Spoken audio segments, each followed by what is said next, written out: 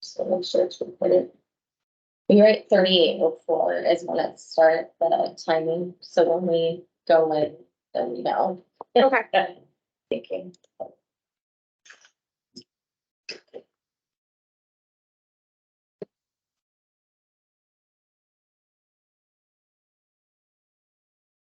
Getting over that. Not bad, is it? Yeah.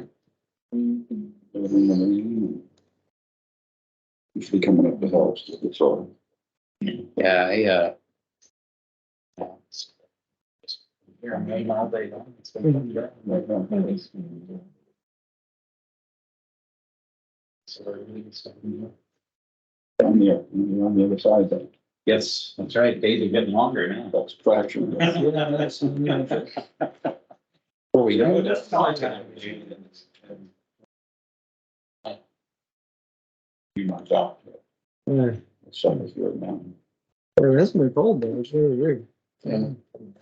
Yeah. Yeah, right before it was the 22nd. We drove out into the hills in a desperate attempt to find some snow. Yeah, nothing.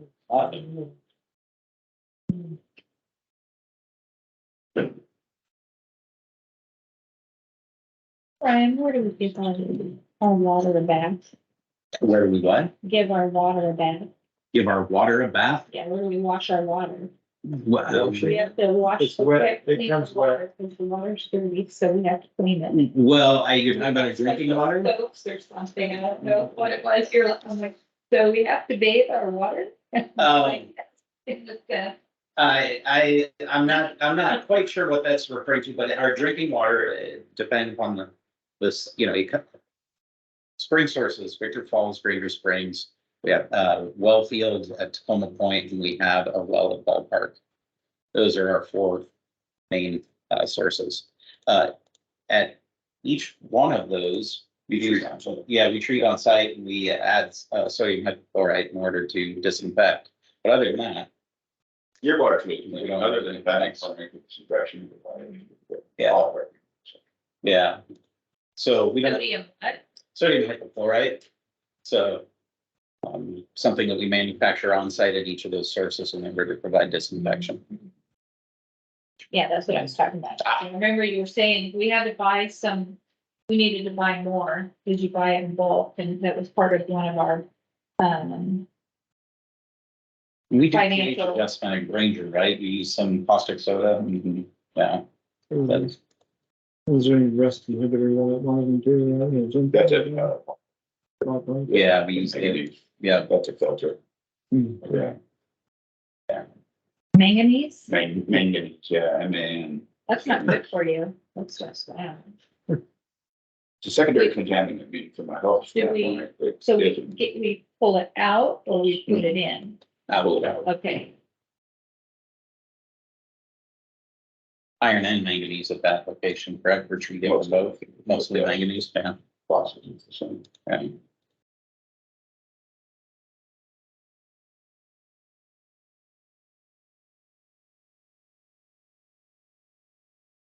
Fancy. so what's the? Yeah. The shops, or now all of a sudden you have to go to all the stores and check their water filters to make sure they're not dumping anything. That's a pre-treatment program. Pre-treatment program. Yeah, that's on the sewer side. So it's probably name of the sewer unit. That new, So it's in Phase the two? contract. parts of it, there are the management and stuff in there. Which contract are you talking Do about? one for the, what do we call it, the sewer non-point, whatever, and that's the industrial retreatment.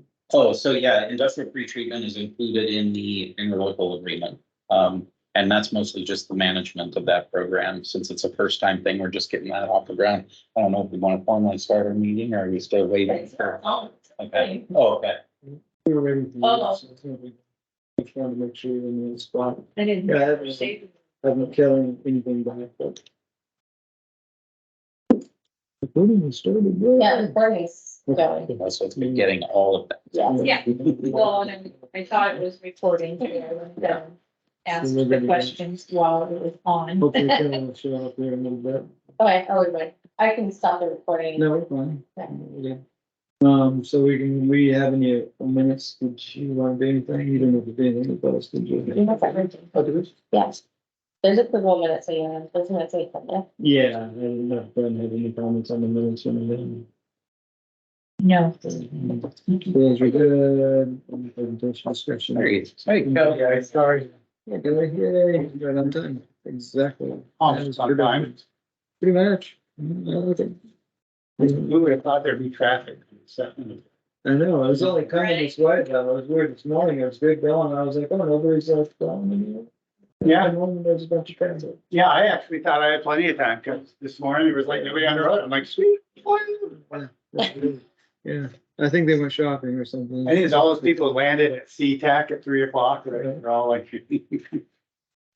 Well, we're down to, what I drug into down here a little bit with the sewer and the local agreement, because I know, I didn't know where, Kelly, you'd mentioned like some stuff on, and I don't know what in the end we can get, or what, from the council's perspective, I think staff's kind of finished dealing with their agreement themselves between, them. So I don't think, from a council perspective, what we can do with it, or what we should do with it, because of course, basically, what are, there's no options today to go someplace else. Correct, yeah, so it's, at this point, I wasn't sure what you wanted to cover this evening. I had sent, Dan for his request, a word, version of the interlocal agreement. My thought was that if you had any suggested changes, I will obviously then have to take those and run them back through Sumner and get their input. So I was just gonna kind of leave it open to whatever you may have. Exactly. Yeah, I didn't know if you thought of anything, Kelly, because, I was. Yeah, so I just got back from vacation. Mhm. My biggest concern about that interlocal agreement is the term, right? That 10 wasn't, years. yeah. We have to give them 10 years notice if we're gonna terminate. Well, and the fact that there is no term, right? That it's in perpetuity, how do you say that?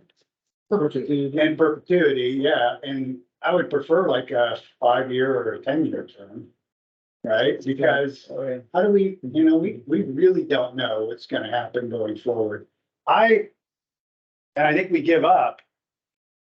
When we do that, I feel like I'm giving up all of the Bonney Lake citizens to do whatever someone wants to do with the sewer. And I think for me, you have to have some leverage to say no. I mean, what if things don't perform well and we need to leave? We have 0. And a 10-year notice is, I don't know, just tell me why that's a good idea, because I just don't Why it's a good idea to have a 10-year notice? know why it's a good idea just to say, yeah. Whatever It's gonna someone wants to stay do, we have no leverage. Definitely. Well, Okay? I guess where I have, at least a little bit of, I don't know, questions what the right word there is I'm still not sure I understand how we feel that Sumner can just do whatever it is they want to do. Because we're part of the management of that plant from the perspective of the Joint Advisory Committee, the Technical Working Group, and so on.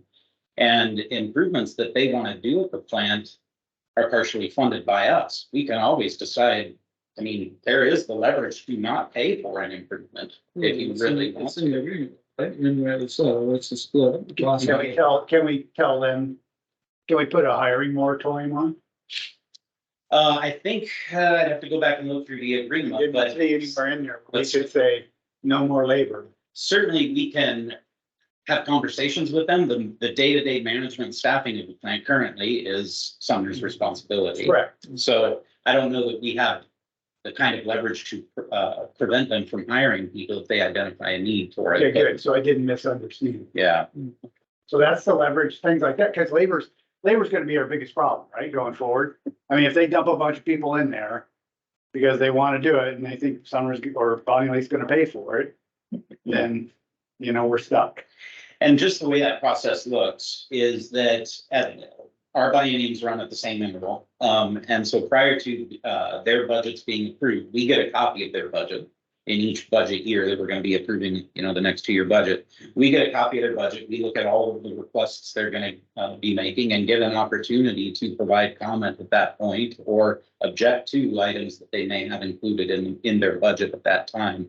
So we do have some leverage during the budgeting process to say, no, we're not supportive of this, or, you know, we need more information here to have you justify that. And ultimately, if we're going to pay that bill, I suppose the option is there to just say, hey, we've got an issue with this, and that's not something that we're, in favor of supporting with our funds. Yeah, but it's kind of straightforward in agreement, right? With, you know, they have that cost split and that is what it is. It's, Certainly that, we don't have the choice to say, no, we don't want to pay for that. the 54.46%, yeah, is, Kind of thing.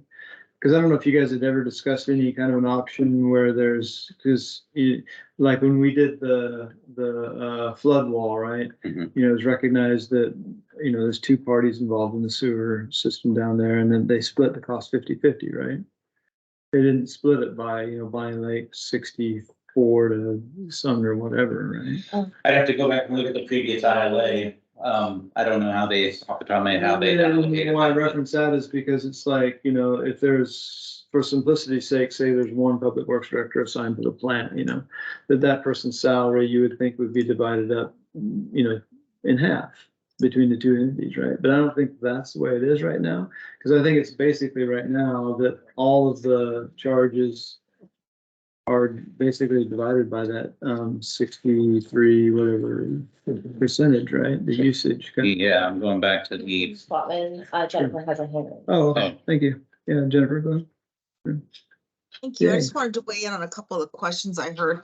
Mhm. First, with regard to staffing, assuming that a staff member is $100,000 or more a year all in, that would be something that the technical working group would have to get notice of and be able to weigh in, because under on the bottom of pages 5, sub C, it says that the TWG will meet periodically as needed and will be responsible for reviewing any expenses, capital or operating, exceeding $100,000, and then we'll make recommendations to Sumner for the same. So if they wanted to add a couple of staff members, that's something they need to bring to the TWG, and then certainly Sumner would be, or Bonney Lake would be aware of that, could weigh in on the need, et cetera, and cooperate on that. With regard to the 10-year termination, the reason that that's in there, I think I suggested that because that protects Bonney Lake. It's going to take probably 10 years for Bonney Lake to build a wastewater treatment facility, at least from planning to funding to permitting to construction. And so by allowing us an out with 10 years notice, that allows us out if we want to build it. It doesn't allow them to kick us out of the system, because if they were allowed to terminate the agreement just at their own will, they had another city would wanted to send their wastewater to them. Bonney Lake would be literally up the creek without a paddle, because we would have no place to send our sewage waste. So having the term of the agreement be as it is very protective of Bonney Lake's ability, one, to continue to use this facility for many years going forward, and two, if the council does decide you want to build a wastewater treatment facility, there's a way for you to get out in a way to do it and to negotiate the timing and impacts of that. And then I would point out one more thing regarding term. Council was concerned, I can't remember exactly where it is in the agreement, of the ability of Sumner to say, no, we can't send our wastewater elsewhere.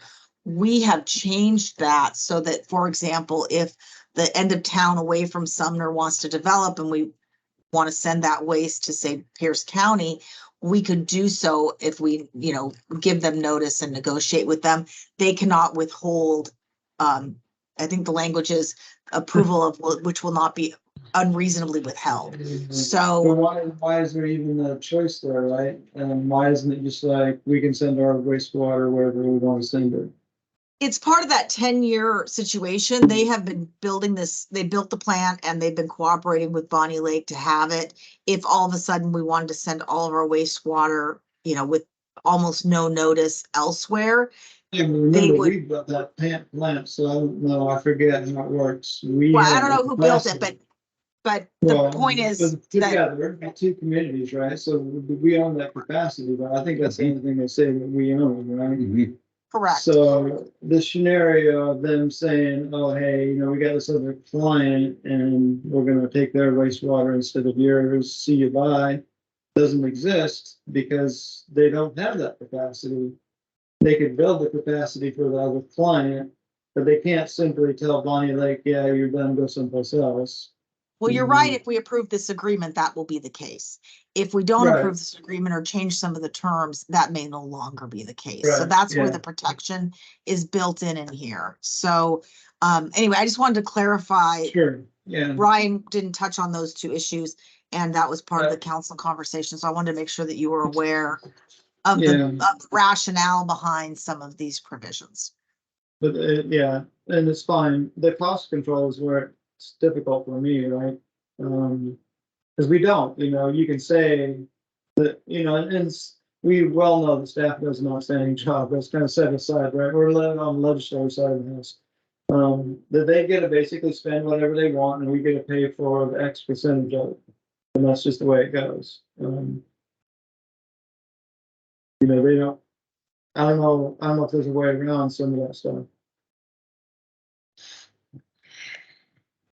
And then there's that issue of, like I mentioned earlier, about like the public works director salary being split, like 63% of it is, or whatever, I don't know what I don't know. It's 63, 47%, why it shouldn't be split that way.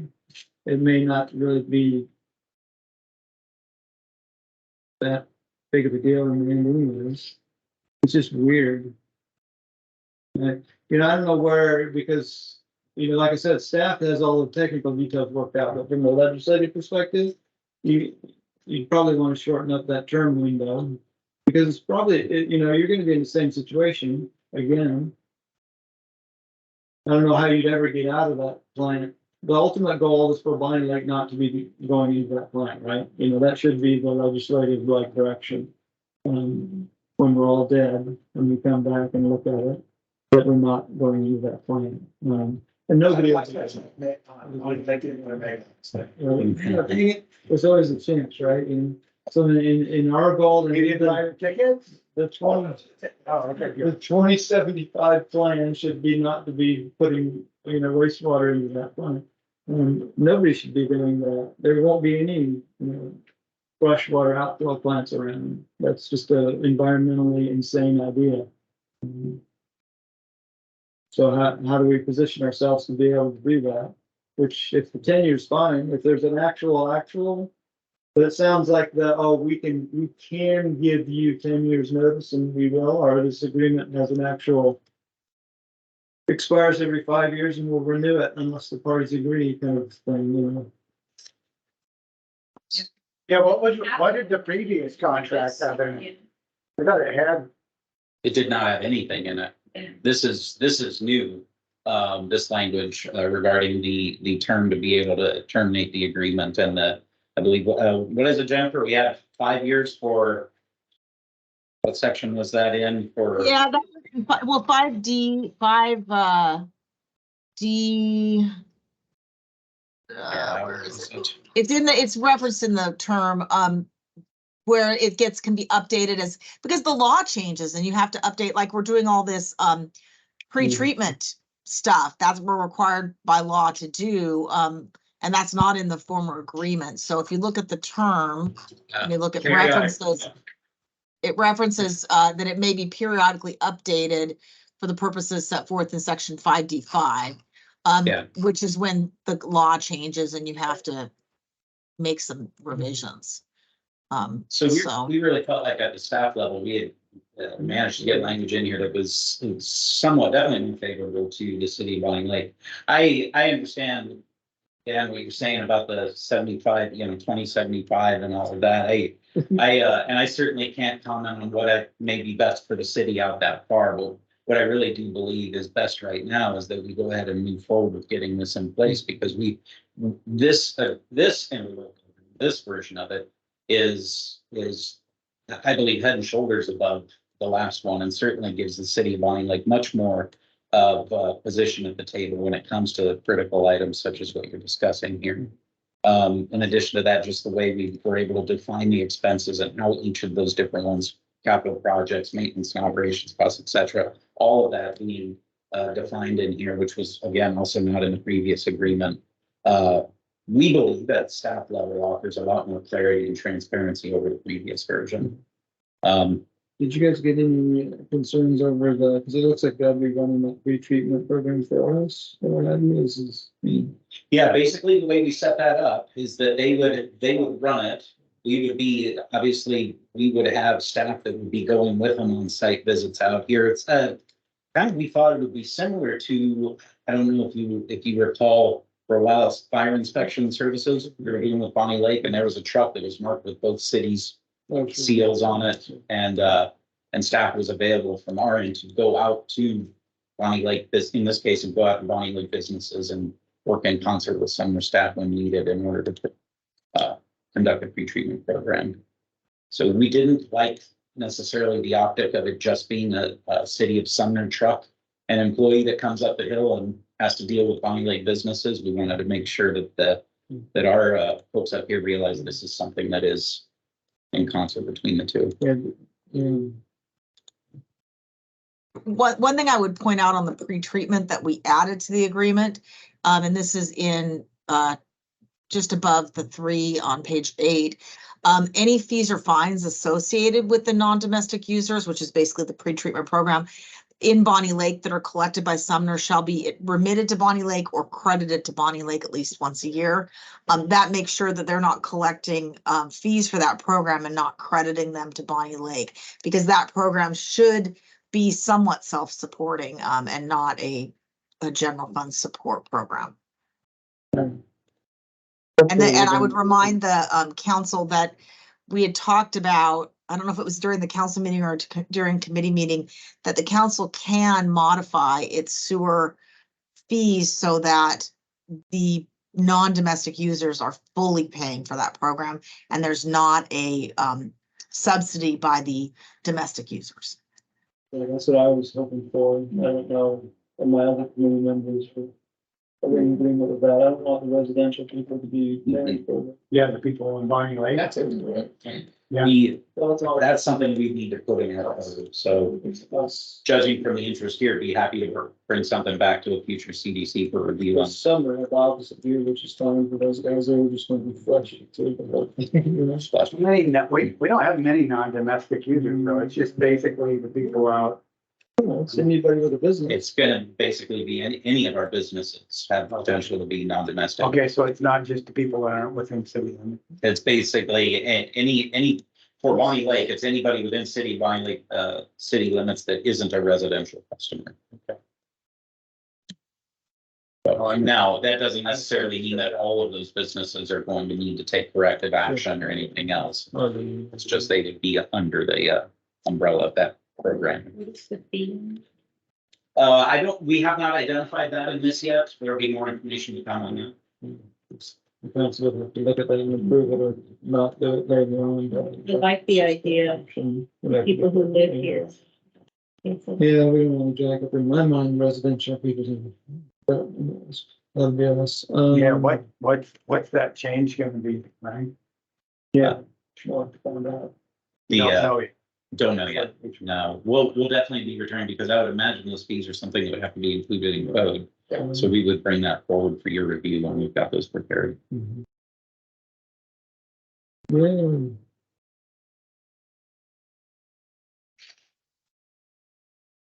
Any other fun thoughts, Barry? What's that? Any other fun thoughts? Well, yeah, I was looking at,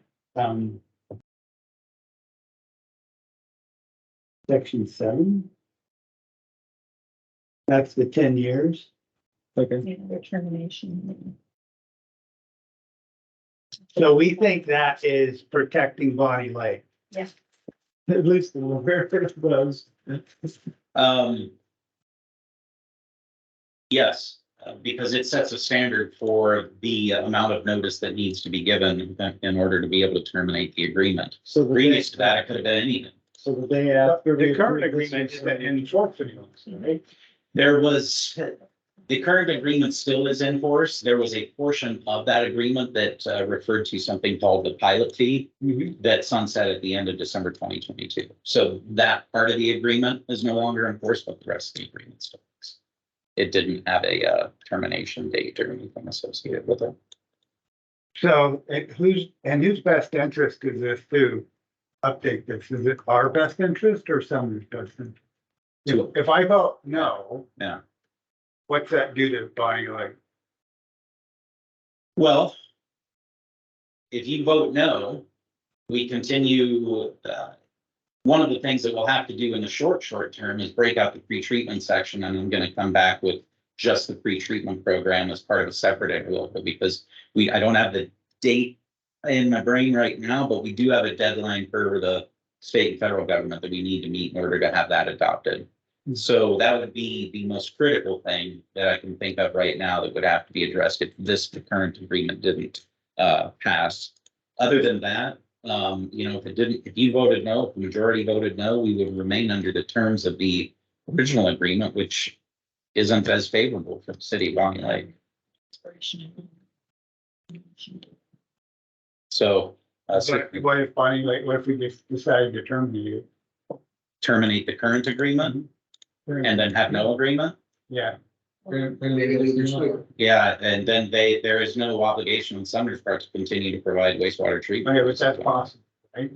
I mean, it's a possibility. It's not what I would advise you to do, but certainly that is a possibility. It's possible. That's what I'm asking. Yeah, sure. Like, In I'm trying to understand. Yep. Right? section 5, where they're talking about the periodical updates, that's a 5-year review. So every 5 years we can review, like if there's any new RCWs, any new rules, more pre-treatments, whatever comes about. So then in 5 years, when we're reviewing, we can say, okay, well, we have been looking into purchasing our own, sewer plant up on the plateau, so then we can give them our 10 years notice at that point. That's 15 years and.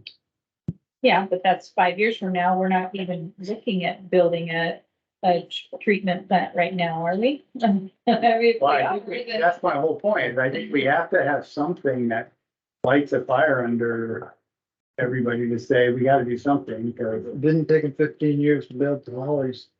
No, it didn't. that's the haunting question I got from a lot of people when I knocked on their door, right? Why? you Why know, did they have the So- treatment plant? We don't. Yeah, So just as a little bit of a, for the future thing, we are going to be engaging actually with, it's not like Jeff is here this evening, but we are going to be putting together a short document that just outlines at a high level what it would take to have a treatment plant in Bonney Lake. That'll be coming forward later this year at some point, just so that you have that information at your disposal to get an idea of what it looks like. If that is a direction that the city would elect to go at some point. But it would be a long process. I mean, could we lower this to, 5 years?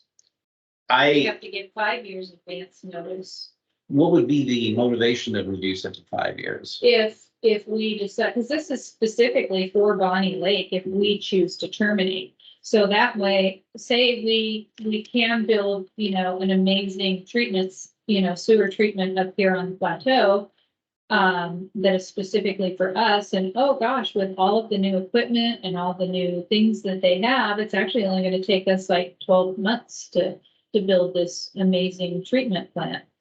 Just throwing it out there, obviously. You see my hair starting to stand up. Yes, but I'm just saying, like, if we. you want more you work, know, don't you? I'm like, say, with new equipment, oh gosh, it's only gonna cost, make us.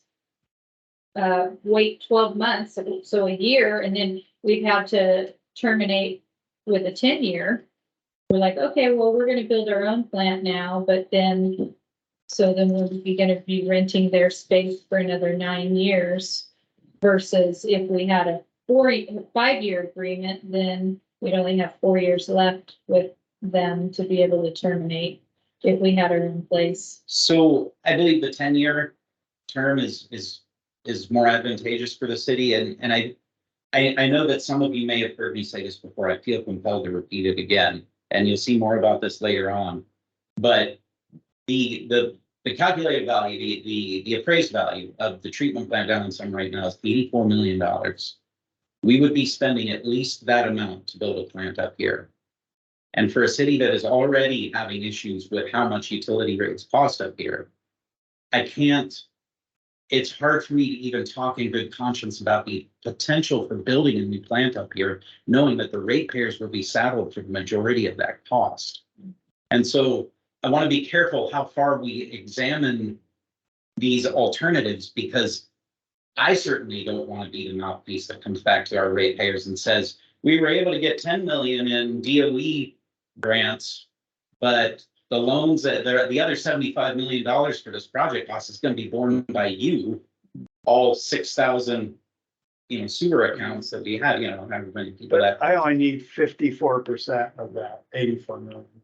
Because I don't need a plant big enough for some. I only need a plant big enough for Bonney Road. So then, yeah, I mean, Yeah, right, and you're gonna spend That's 50 or it. 60 million. Okay, so I talked to a lot of constituents, right, and doorbell, and I asked, one of my platforms was, would you be willing to entertain a bond to develop our own sewer? And they're like, well, what do you mean? I'm like, well, we would have to charge you taxes for 20 to 30 years to build a new sewer, to lower your sewer, take control of the sewer rates. The large majority of the younger people were like, oh, absolutely. Absolutely, they want control because they do feel like that the optics are bad, right? Sumner pays half the sewer we pay. Right? Those optics are horrible. And they're like, at least we would control it. Until Holly took care of their own problem. So the younger people are like, what are you guys doing? The older people are like, no, I don't want to pay taxes because I'm not going to get, right? I'm just telling you what my experience is. Certainly. That's 2,000 homes, Yeah. right? That's the answer from about 2,000 homes. I'm really sharing it with my council members that's kind of what, I don't think it's too far afield to say that there's enough people that may, with the right plan, say, yeah, we want our own sewer system, or we don't want to be subject. So the question I have through all this, and I kept forgetting to ask is, so Pierce County and Puyallup pulled out of this. Originally, it was 4 ways, right? So And back Pierce in the and late Puyallup. 70s, early 80s, there was several different, you're correct. There was Pierce County Sewer Service Area and what was called South Hill Sewer District or something like that. There was service area there. And both of the South Hill was absorbed by Pierce County, and then Pierce County signed an agreement with the city of Bonney Lake to turn over their portion of the sewer service area to the city of Bonney Lake. Oh, yeah, correct. Turned over to the price. Yeah. The city of Bonney Lake did purchase that. I forget the terms of the agreement. This would have been back in the 90s. But you're correct. Originally it was So where did they go? Pierce County. Yeah, that whole group, right? Because that was all plumbed up to that facility for a couple of years, right? So I believe those areas at that time were unsewered. They were unsewered. Yeah, they were unsewered. Oh, okay. It was just the geography that was selling Correct. more than anything. Future It's customers. like a school district, sewer service areas, water service areas are very protected boundaries. Yeah, I totally understand what you're saying, Kelly, and who you've been talking to. I think that there's a lot to that story that obviously before anything would move forward, we want to make sure everybody understands what the full Yeah. extent of that I responsibility. do. I have trouble with the 84 million. I've always thought it was more based on some of that stuff. That would be more on the terms of at the most 50. But it's still lots and lots of money, a complex building program, a bond. That's a lot of stuff. It's not gonna happen overnight. But on the other hand, Tolly just did it. Right? Theirs was It's like. like, They just had more money than they knew what to do with it. What's that? They had more money than they needed, the builders like contributed. Yeah. there's a major political, like, we're talking ultra high in political, like, revenue kind of action going on there. Yeah, I think that's a really good point to make, though, is that, you know, Pierce County said that as part of this, the developer would build that plant. Pierce County didn't, as far as I know, pay for any of that plant. It was furnished by the developer and then given to the county. Yeah, but how much did it cost? Oh, I have no idea, but it was borne by the developer. And then, of course, I would assume that the developer probably passed some of that cost on through the cost of those homes. Absolutely. Yeah, as they should, I guess. We should pass our costs. We have development charges, right?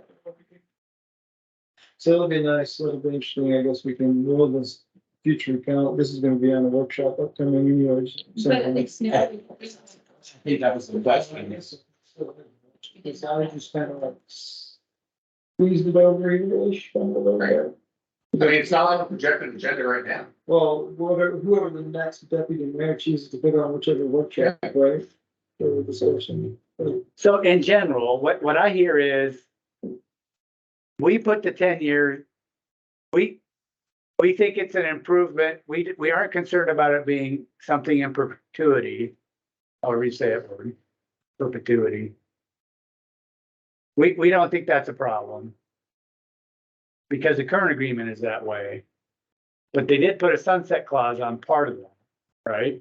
On the previous one, that was on the pilot fee, which was a payment in lieu of taxes. Yeah. There's an additional assessment that we paid based on overall cost.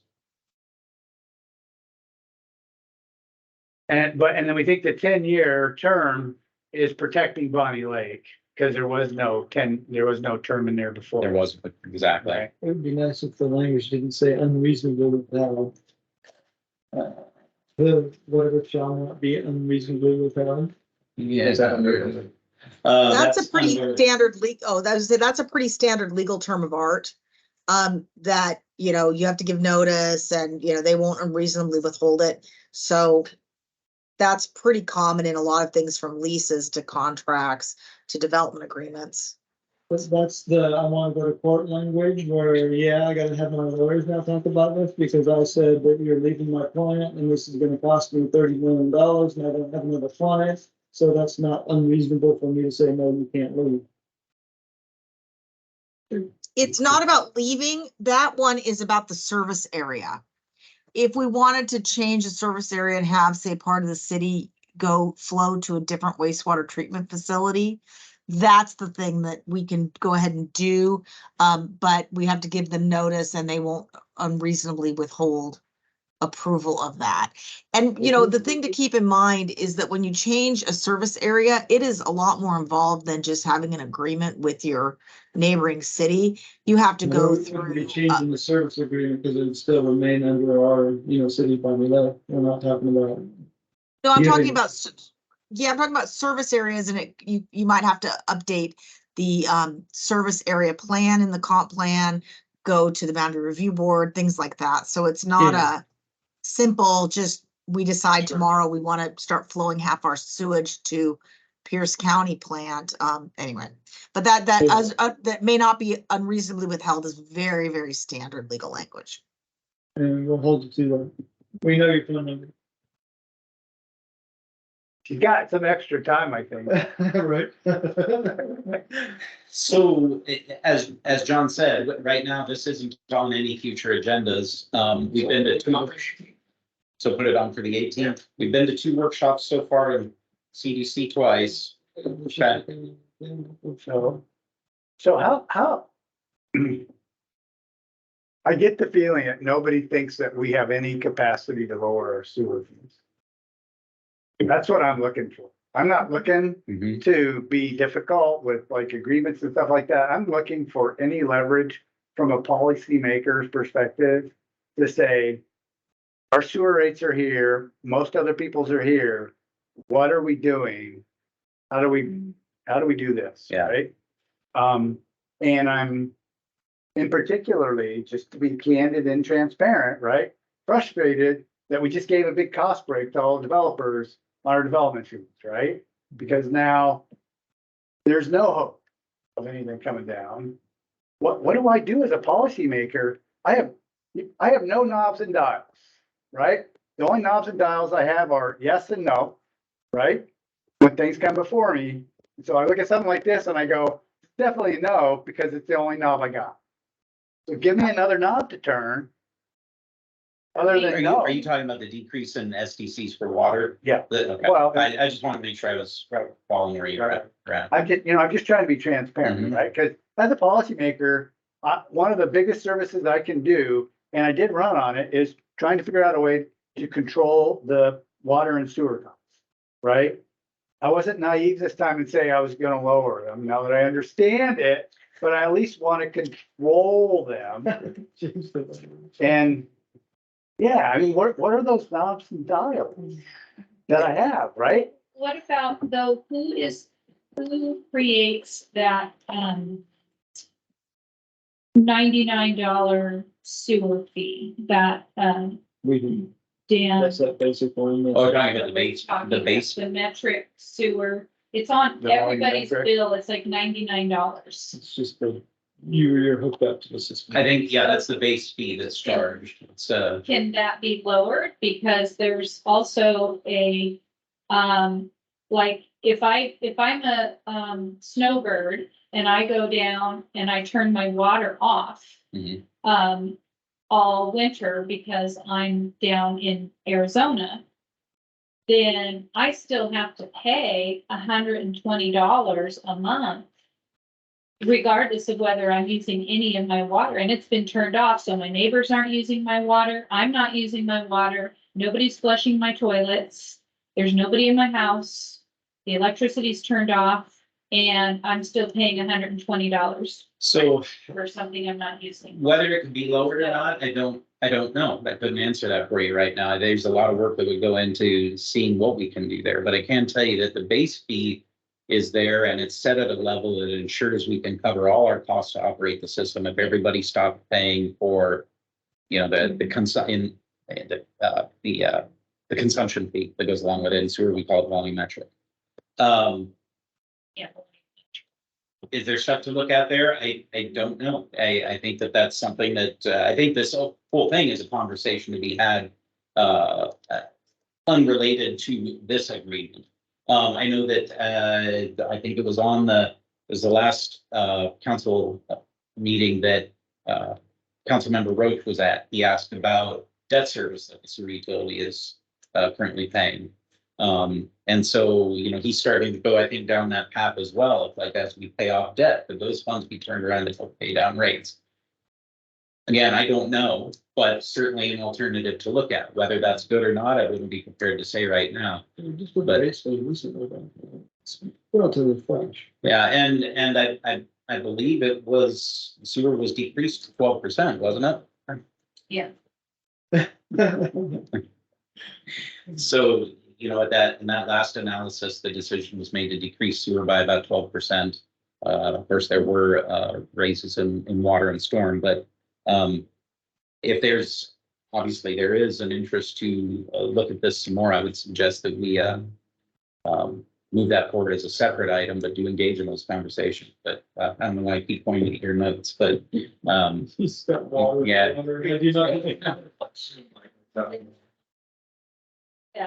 Volumetric was that specifically to help us with, paying for the sewer bills that we have monthly that we're supposed to be paying down to Sumner. So is that something that can be, lowered? can be I volumetric. mean, so that doesn't have anything to do with this particular contract, but it's something that we can look at is our minimums that we're forcing people to pay. Regardless of whether they're using their water or not, and then, this volumetric system is not the greatest system because you're charging people for what goes in and you're charging the same for what goes out. But you don't know what's going out because not everything goes into the sewer. But I think we're caught because we just did a rate study, as Councilmember Stockman pointed out. We just passed public policy that said, here are our rates based on that rate study. So Well, our and we got ability to cut rates. any rates is like Yeah. zero, Yeah. right? We The should only thing we can do is control costs. so the rates don't increase. Right. So how do we do that is what I'm asking. And It's up to our professionals with the budget. Right? So are you I thinking that agree, and that's why I'm asking, the where are the fees, That That is are- our knob. So now there's a dial, and when I turn it, oh, rates go down. When I turn it this way, rates go up. I don't, the dial for me looks like legislation, Yeah. right? With the rate study that we have, that we did, that we already said, that that's okay, this is rates Right. we're gonna use, so that Right. generates the budget. Well, We can go back and I guess. This is gonna be used finance. for another rate. You can look at, question those guys about where we're at on our revenues and our expenses in the sewer area. And try to get them, maybe they can give you numbers that you want to look at to make sure that, our revenues and expenses are tracking the way that they're supposed to. so my question, is, are you looking at this particular contract and you're thinking that there's a dial that can be turned that's gonna help to lower the rates, or, is I think this by contract is having a gonna, 10-year, my concern, this contract is gonna, we're gonna sign this. And that if something happens like all of a sudden a couple extra employees show up at the sewer center down there and the cost increases, we have zero control over it, right? I mean, we can be part of these working groups and everything, but those are working groups. It's not, there's nothing in there that says, that we, If I'm somewhere, why do I want to give up anything? I know you That's what I was thinking. you don't, Right, and then why, and if you're Bonney Lake and I'm somewhere, screw you, right? What are you gonna do? right? You're gonna go someplace else? Where are you gonna put your sewer? Why am I gonna change? Your staff has probably worked with all that stuff That's out. my whole point. And I agree 100%, I agree 100% with what you're thinking. Yeah, Because I think our employees should also be embedded in their system down there. And they should have the opportunity to work in the plant and stuff like that. That's right. But from Summer's perspective, why would they want to do that? so I just They're using the Summer sewer plant area today for other uses. Really? Oh, okay. Bonney Lake is paying for a certain amount, but it's just the way it is. I don't know anybody getting around anything. They're fine. other than stealing $40 million from our constituents and sewer treatment, right? And is that better or worse? I really don't know, but all I want to do is say, what is a way that we can reasonably keep costs under control? You find their own sewer plant. Yeah, finding your own sewer plant may be one, right? Long term, maybe really. we can rent Get from Pierce the County to holiday. pull their head out of their butt and rebuild the connection to Chamber Street. Yeah, we're going, yeah, that That is the holy grail of Pierce. it's almost it. What's that? That's our timer. You're Canadian again now? Welcome to CDC. You can get that. Tells you it's 10 to 6. Tells you this subject. is Just almost about. done. Yeah. Very good. Do we want to plan at this point that this is returning to council workshop then on the 18th? Yeah, I I heard. think we have to continue to work it. Ryan, you know me, I'm not trying to be difficult, I'm trying to understand. No. I'm trying to lower, I'm really trying to find ways to lower or control the Control cost. your, that's the Sewer, word, right? Because I don't think we can, but between the rate study and this, I don't think there's any way that we're gonna lower any sewer. Because we just want to have, whatever it is, cost of living kind of things, we don't want to see a 10% increase in 2025, right? That's what we want to try to avoid. That's exactly what I'm trying to avoid. 4%, whatever, inflation rate, or 2% or whatever it is. We just don't want to see these like. Sure. Well, what happens if a multi-billionaire comes in and then buys off the public works building, so there's no debt, and then, Well, why would a multi-billionaire buy a public building? It's just. well, it's because they want to They help want to Bonnie make it Lake, because they love it. So I'm just being weird, but I'm just like, if we have no debt, then would there be a way to lower the water rates? Oh, yeah. If somebody gave us a bunch of money. And I just want to make sure, when you say water rates, are you talking water rates or sewer rates? Which rate, are we talking both, or is this just general? Okay, because I like folk, I'm thinking sewer, so. Sewer drives most. So with, if we paid off all of our debt, so the only debt we can't pay off is gonna be that Sumner, The operating, you know, they just go down to operating costs or. right, so how do we? So yes, there's a provision in your code that allows for cash donations that are accepted by the county. Yeah. Hypothetical multi-billionaire can Yeah. approach the city and say, I want to pay off some of their sewer treatment plant debt. So yes, there is a provision to do that. Right, and then we'd be able to lower everything for people. I think that's, I wouldn't feel comfortable giving an answer to that. I think that involves Sherry, part of the conversation. Yeah, you want to redo your rate study at that point and then demonstrate. Because a lot of this debt is coming because we have to do improvements to the lift stations, we have to do improvements to the. Yeah, we do, yeah, all of the, She always had money. well, some of the lift stations needed like. Current debt is associated with paying off public works trust fund loans that go back to increasing the capacity of the plant. And then doing improvements to the transmission main between the two cities. So they're not due to lift station improvements or. So, well, because I was just looking at, like, we're getting grants Mhm. and we've opted to.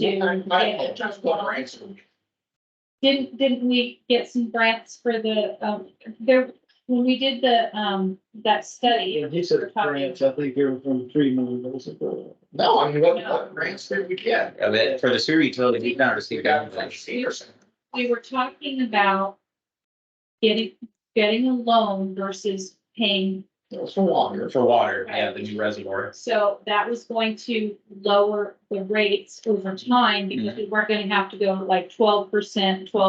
It was gonna go 4, 4, 4, 2, 4, 2, 4, 2. Right, we took a $9 million expense and spread it out over 20 years. Versus Right. paying for it with But- cash, basically. I had also, at that time, I asked if there was ways to get grants as well. And I thought you had stated that you were going to look into getting grants to help with lower the cost of the loan that we were gonna have. So there are grants available. Typically, they're only available to disadvantaged communities or communities that are having some kind of an emergency of some sort. Bonney Lake is far from being considered a disadvantaged community, so we're never going to be able to qualify based on that. And so far, so good. No emergencies happening, so we don't need to pursue it. We wouldn't have anything that would qualify for that. So long story short, not really a whole lot of grants available to us right now. If we're gonna get financial assistance, it's gonna come through formal funds. Low interest rates, the best we can do. Public works trust fund loan. If the legislature doesn't sweep it. Okay. So we'll put it on for the 18th. 18. Kelly, is that okay? Sure. All right, got it. I know we have Jeff sitting over here. I don't know if Kelly, if you know, Mr. Dillard. No, we haven't. Yeah, nice to meet you, Hillary. I'm with RQ Engineering. Okay. Our second subject here, and he may be related to that or not, or something, but on this, the Tacoma water usage, and the reason I put this one on here was because we do use Tacoma water every now and then, and we use it for obviously peaking when we need to, and we were talking about in reference to like newer fluoride issues, which is like, okay, is there strategies where we can at least minimize the usage or should or could, or, you know, what's the scenario of what we use in Tacoma currently, right? If we want, this Tacoma is fluoridated water, they fluoride, they insert the fluoride at the head works up there still. Mhm. So it just goes through the whole system using it. Yep. Those guys. And as we discussed previously, at this point, Tacoma is not going to change their policy as far as fluoridation is concerned. Even though it was some years ago, they put this vote out to, or they put this question out to their constituents, their voters, and they voted to. Thank you for all that data, by the way, that was valuable. Oh, you're welcome, yeah. No problem. So that's not going to change. So if there is a desire to eliminate fluoride in our system, you feel free to kick me and chime in whenever necessary. then it would have to be done some other way. Tacoma's not gonna do it for us. I would like to share that briefly. I quickly looked at, all the way back to 2015. I looked yearly at our water production versus consumption data, all the way back to 15. The reason I chose 2015 is because we had an especially hot drought-like year in 2015. So I wanted to get an idea of a worst case scenario. How much TPU water are we bringing into the city? I can tell you after looking at it, each year from 2016 to now, we've averaged 2% a year TPU water versus total water produced within the city. In 2015, it was actually 19%. So we typically, in an average year, use 2% of the total amount of water we produce. And so what are those numbers? I think in a year so far this year, we're at about 1.3 billion gallons of water. So 2% of that is TPU water. It's very small. It comes in at 0.7 milligrams per liter. And then because we're not treating any of our water with that, it gets diluted throughout the system. So at the tap, it's much, much lower, if not even probably a non-detect in some areas of the city. So I just say that as some background to give you an idea of the scope of what we're talking about here. As far as removal is concerned, comes at a cost, just like everything else. I mean, it could be removed. Well, I think It they can can get be. a filter to put at the tube where the water comes in, so they can put a filter in there. What I've understood, and again, I'm not really prepared to go into the weeds here, but I think reverse osmosis is one way and some kind of filtration or something is another. Oh, activated carbon. It can be removed, it's expensive, so. I'm picking up a theme here, it's kind of finding the balance between, got a three-legged stool. Do you want to lower rates? Do you want to follow a philosophy which is remove fluoride? What's gonna motivate you? Because you can do it, money can buy you a lot of things, you can get rid of the fluoride if that's what you want. Then you break that down into two ways, do you just remove it, or do you get away from using Tacoma water? Do you have any idea on the cost of that? Yeah, what, do we have any idea of the cost? What's expensive? It will drive your rates up by. The treatment is super expensive, people don't give up, it's a different type of treatment, so. You gotta build a whole new treatment process for, talking, tens of millions probably. That volume of water, you might be able to do it for less, so the question is. What do you wanna do? What's your biggest motivation on that? 2%, I think that 19% you have so south line, that's ballpark if you need trouble. Oh, okay. 5. Yeah, well, ice cream cone. Yeah, something going on there with In 2015? air conditioning and, PFD stuff shutting down because of the heat. Oh, okay. Please. So we were purchasing more water to make up for the. Yeah, so I mean, you kind of need to say, okay, what's more important to your constituents, right? Is it rates across the board, or some people have. I think everybody would say, hey, lower rates, great. I think you get a smaller percentage of people say, hey, I want higher rates and remove fluoride.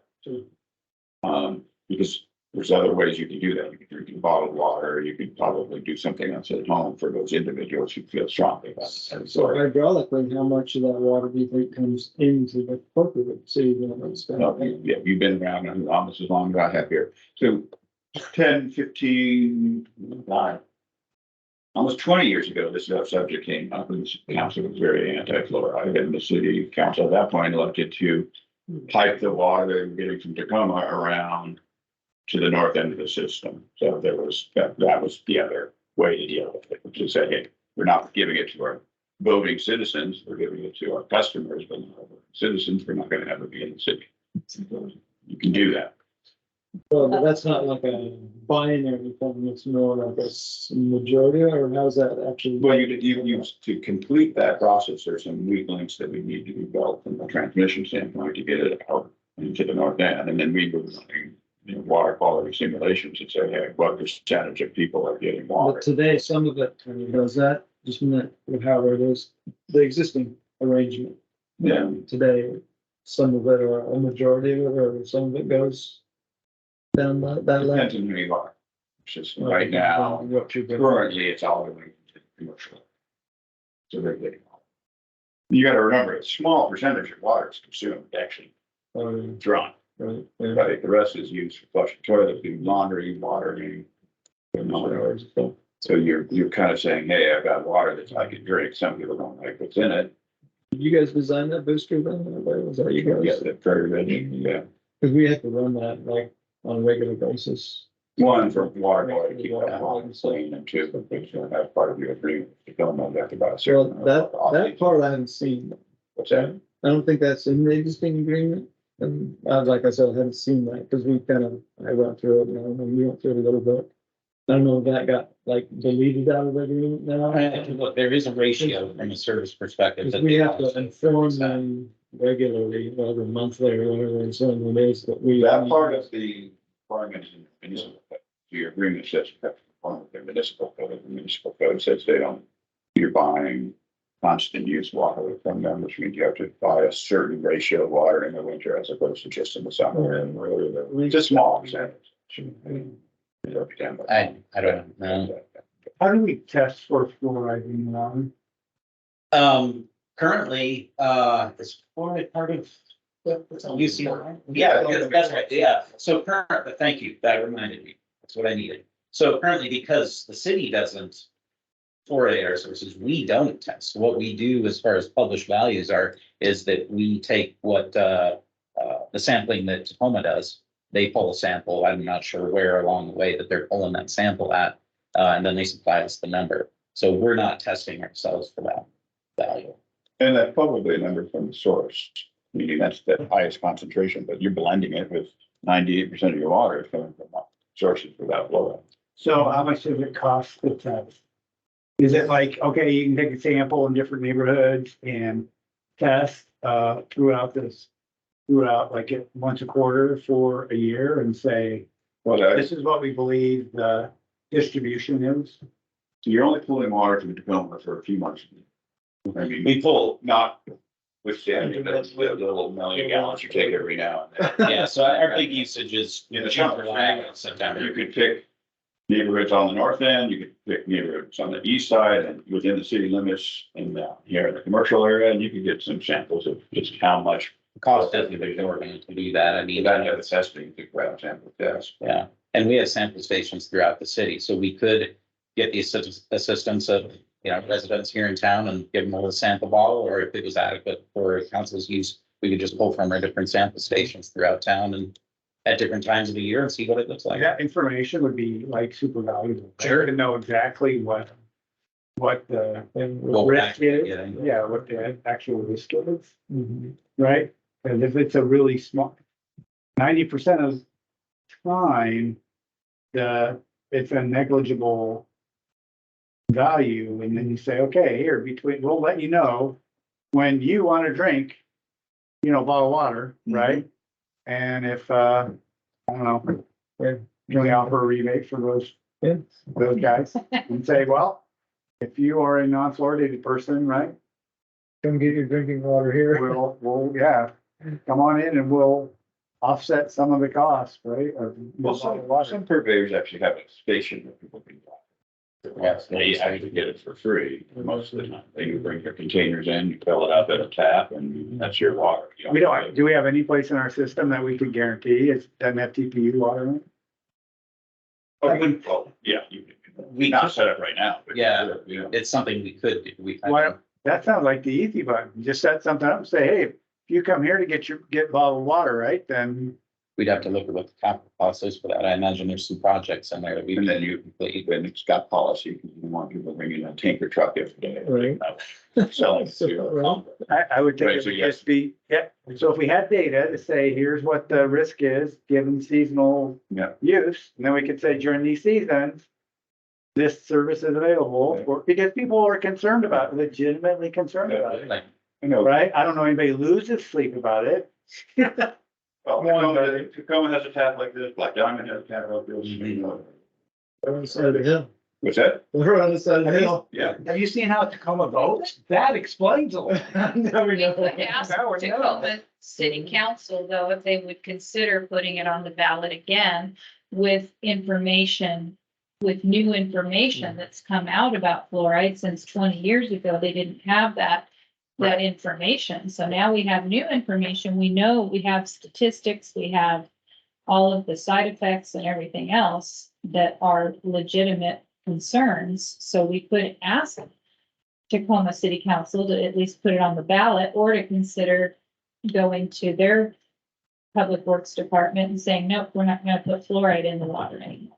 You could go on Yeah. Wikipedia. But since their citizens voted it in, they need to have an informed vote. They probably will have to have it voted out Is, since it was. No, they would, I think actually, if you're really concerned about fluoride, that needs to be one avenue that we tell people, well, you need to go work on Tacoma, getting it out of the water, because that's where this all starts. Yeah, Those people voted for it, right? yeah, And in the meantime, we can tell you with facts and data, here's your risk exposure. And if you're really concerned about that exposure, here's a source of non-fluoridated water. Mhm. But I appreciate you bringing up the sampling because I don't think this conversation can be really had effectively until we understand what the real amount in our system even is. So, Yeah. you should take samples from that. Yeah. January, February, where you have no water, and then I would wait till the end of August, taking the most water from Tacoma to get the other samples randomly through the city. And there are gonna be hotspots that are gonna be down there on the, southeast end of the town. Yeah. Yeah, happy to do that. Well, as a matter of fact, we'll get it set up and And then have at it, ask them to come with a vote again. Oh, I know. It'd be interesting to see that play. Yeah. is it Tacoma's health board still kind of the main kind of advisory thing with that, though, right? Is that what it is? yeah, so it's Tacoma Pierce County Health. Is that who? But also county council, the city council sets the rates like Yeah. we do. Yeah. At the whole city meetings, they've always not giving them back to the city council. Yeah, So the water board, TP votes on it, and then the city council, you're correct, but it's only veto. They don't have a big discussion on it, they just say yes or no. So, but it's a political issue, and of course, the city council would be involved, to come up, Pierce County Health would be involved, you could ask, then you can tell your constituents that you asked, right? I think you gotta ask. I agree with you, Brenda. We gotta, or Councilman Ford. It's- You need to, I think this is a we little. should at least ask, 'cause that's late the back. genesis of the fluoridation. Was a vote by people, it barely passed, right? We just need to go on Wikipedia and prove that fluoridation significantly spikes CO2 in the atmosphere. And so, I mean, that's well known. It changes your carbon footprint, Tacoma. Well, there you go. they can reduce the rates by not having had that treatment. I mean, you can play that in many ways, right? And it's the big three that do it.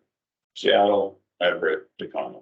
The smaller cities are letting not to do it, because it's a cost. so we will get started on the sampling. Happy to do that. Yeah. So is Jeff here to advise us also on the prospective new water right? Well, I wanted him to hear at least the conversation. I think I mentioned to you that I'm already working with RH2 to pull together updated. Let me go back. When we did the presentation as a result of the study that RH2 did for us back in 2021, one of the next steps coming out of that was to develop some costs. Sure. For some comparison. What does it mean? For example, what would it be to develop this new source versus just buying more water from DPU? And so on. We're kind of getting into that now. Jeff is updating some stuff. We can certainly talk about it, I think, to some degree here, but that work is ongoing. So if you have questions, happy to discuss Because those. from a policy perspective, I'm in favor of trying to get that water right the way I understand it, because it's gonna go away. It's gonna expire our ability to get it. And then you're never gonna get another water out of it. So, it's either get that one in perfect and, get it perfected, or it needs to be. And if we can, whatever we have to do that, even if we have to, let another area use it, whether we gotta wheel it somewhere else, you need to literally give it to Buckley for the next 20 years after that, then you'll be, oh, by the way, that's ours, we want it back. I don't know, the water rights people are much more knowledgeable about how to do that, but unless they can tell me that, no, you'll be able to get water rights in the future. You know, you live in Washington State. Cause this is it was an unusual situation. Yeah. So, yeah, and part of why I wanted to come here is kind of, you've been here since this whole thing got off the ground. I've been, PSC walked away from the taps. And CWA dangled this water right out for the four cities. Yeah. So the question is, you do keep bringing it up, and what our overarching concern is that it's super expensive. What we kind of think is what CWA was really trying to get the four cities not to block what they were Sure. trying to do. Oh, yeah. Right. And so they gave you, how to put it diplomatically, they gave you something that looked like a shiny object Sure. that you could focus on. Yeah, I think you were getting something, and I'm not so sure you were, Mhm. because it's an interruptible. Mhm. And just so you guys know, but interruptible water right means it's tied to a low flow in the White River. So anytime there's a low flow in that White River, you can't use that water. And in itself, that's a problem. Even if you were to take water directly out of the White River and you say, okay, at this moment, the water in the White River hit a level here, I have to stop. That's one thing. If you take it from a well or something that's not in the river directly, then you got to predict, oh, I got to stop taking it before there's a low flow. You're only going to, if you take it here and it takes time for that impact to be seen in the river, you've got to get in front of that. So ecology doesn't like these things. They really don't. You can't predict when to not take the water unless it's a surface water. As soon as you bring a surface water into your system, especially white river water, super expensive. Multiples of what the treatment is now. So it's not attractive. So you've got this water right that they kind of, at the time, convinced you was a good thing. And now you kind of got your box in the corner a little bit. I can tell you 15 times cheaper just to continue to buy water. Sure. From your phone. Mm-hmm. The amount of water you need and the amount of water you would get. If you were to try and buy non-interruptible water from CWA, it's super expensive. Yeah, You've got we the did chloride that. issue that said, hey, I don't want to continue to buy. They become Like water. the Reed example, right? We only paid like a couple of million, or we paid $1 million for the property, poked a hole in the ground, and decided it wasn't a very good hole, and we walked away from it. Right. That doesn't sound too expensive to me. If the hole would have worked, which. But then you would have the issue of, The predictable. yeah, the interruptible part of it.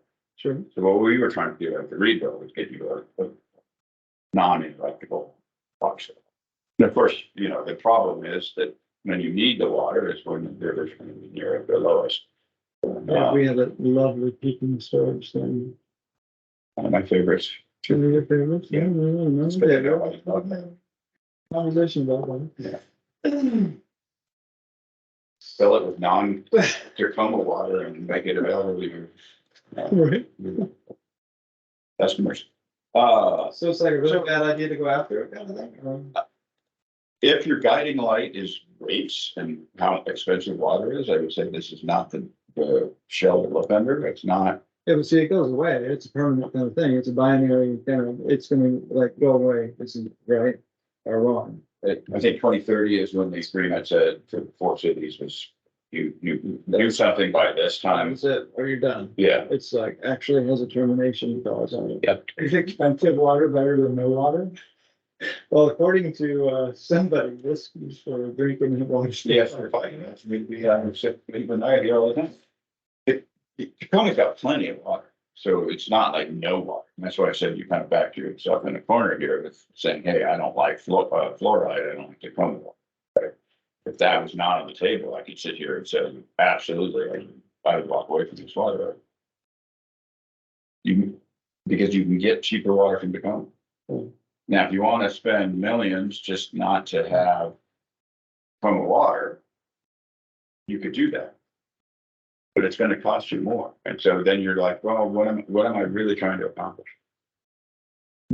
So you're saying that the water rights would be millions of dollars Oh, yeah. to purchase? Well, And So just that, so the agreement says, hey, if you want to do anything, we'll let you do it. But you have to purchase it from, so I think the price tag for what we were looking at is they're offering 1 CFS, 1 cubic foot per second. That's gonna cost you 1.7 million just for that. Right. You execute this agreement, right? Then you gotta go find the source.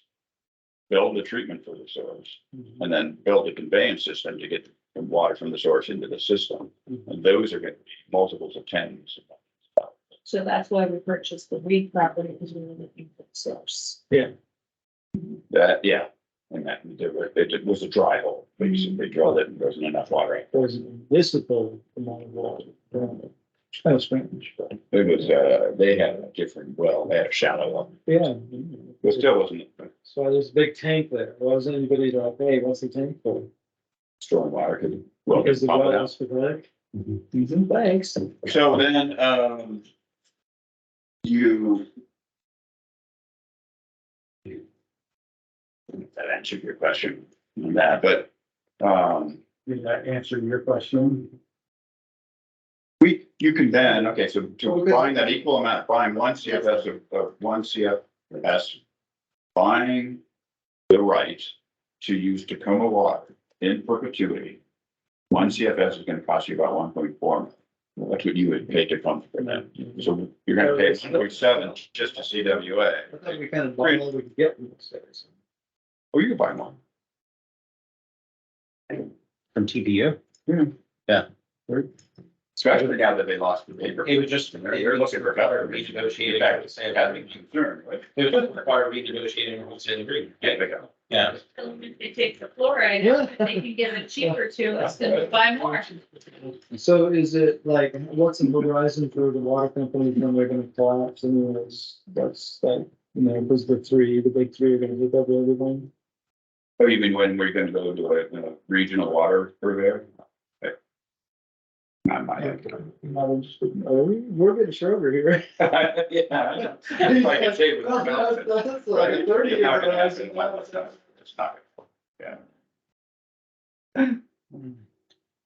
So the question back to you, we can bring forward numbers. Well, you did. I mean, it's already big, kind of big. We did immediate like civil design permitting us to bring, we had 4 different alternatives for 2 different locations within the region. Yeah. That we could bring water in from, and that was a report done in 2021. I think I sent it out once, we can send it out again so you can see it if you'd like. So we had kind of a raw cost for what would it take to get that water and get it into our system. There's been obviously some changes, costs have increased since then. There's the balancing act here is how much do we want to spend for something that's interruptible and we won't be able to use all year round, especially when we have a cheaper way to go ahead and get the water we need now. And And you've spent no money on this. I mean, like, you bought property, I don't have to get that, it's still a good investment, turn around and sell that later. You've sunk no capital into this one. so the plan was just to kind of put a bow on this maybe a little bit, is Jeff and I are working on putting this information together, fulfilling the next steps that we identified when we did this report, and then probably bringing that to a workshop. Or we could bring it first to CDC, maybe that's the more appropriate thing, and then you can make the decision whether you want to do that or not. We can say, looks good. Well, when the fence members, we're not gonna do it. So that's where we're at right now. We got some other magic, now you know, the rest of the story. Where are you on this? We're just gonna discuss this at a workshop and then bring it back to CDC, or we're gonna No, we'll take it just, to council and then vote it? it should have this full council workshop, you know, on the sewer and then everybody in the next. Oh, on the sewer? Yeah. Yeah, I think full council. They were gonna vote, but unless somebody gets some bright ideas, and who knows, the rest of those folks are gonna use that's rubber stamp it. You think so? Well, yeah, you know, Terry is, and surely who else is on there? They'll take whatever we do with it. Okay, right, I agree with that, right? That's the whole point of us. CDC, That's right? the whole point of us. Right, Gatekeepers to cancel. right, for sewer. They can do their own thing. So, but I think we should have a discussion at the workshop, Oh, yeah, definitely. right? You know, a candid discussion about things and, you know, not going to the council on the consent agenda. Right, so I'm definitely curious what the new people think. Right, I don't see there's any, I don't get any value out of saying no. Is what I heard you tell me. You But get value out of saying yes. no, I get, I You get, do get a smile from me. That's or something. As long as you get look at John, do you smile too, John? four of them to vote yes and the rest of us to say yeah. In anticipation of that January 18th meeting, you can also, Jennifer and I have been talking about putting together a brief presentation for the benefit of the two new council members, just so that they two new, just so that they have some of the background that you all have already received. But other than that, I think that's all I would plan for the 18th and let. Yeah, but the water, like, discussion, I think I have to think about with Ryan a whole bunch too. Oh, yeah, sure. The. We're updating, is this all of going into a comprehensive plan update too, this section and all that, or was that part of the approved? This ILA, No, The water thing? yeah, what's going in from water and sewer into the comprehensive plan? capital improvement. Yeah, and then typically the comprehensive plan, I think, is just adopted the water system plan and the general sewer plan. Yeah, how long is the water system plan good for again? 10 years, and sewer, I think, is good for as long as we want to call it good, but, we would be looking at 2030, I think, for our next round on the water system plan. Yeah. So, Very well. Yeah, the water system plan's 2030 is like just to be found. Yeah. The sewer plan, Well, this one doesn't have a mandate. Yeah, it doesn't have a mandate, yeah, exactly, it doesn't have a mandated frequency for update, we actually did have money that we reallocated for another project, we were thinking about looking at it in this biennium, but we decided. can We we needed it look elsewhere. at that right after we finish our ADA compliance on the sidewalk? Something like that, right? Noted. 3,000 and what, 2,000%? I think that makes it 2801. Anything else you guys have for open discussion or anything like that? Hey, all right. Okay, thank you. Appreciate it. Yeah. Thanks for being here. Yeah. So Thank you. Kelly, I will offer you, your sewer rates are maybe higher than some of your peers.